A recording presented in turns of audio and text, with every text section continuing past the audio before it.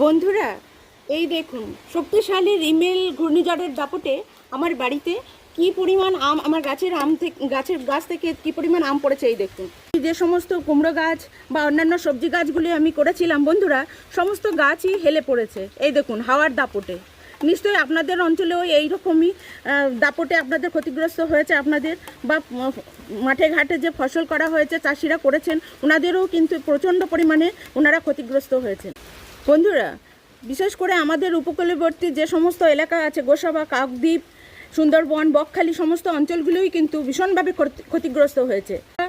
কলকাতা, সল্টলেক বা পাশাপাশি যে সমস্ত জেলাগুলি আছে, সমস্ত জেলাই কিন্তু এই ঝড়ের দাপটে ক্ষতিগ্রস্ত হয়েছে। এতে কী পরিমাণ ক্ষতি হয়েছে, আমার ছাদে যে সমস্ত আমি ফসল করেছি, মানে চাষবাস করেছি, সবজি, সমস্তই কিন্তু ক্ষতিগ্রস্ত হয়েছে। আপনাদের পরে সেগুলো আমি দেখাবো।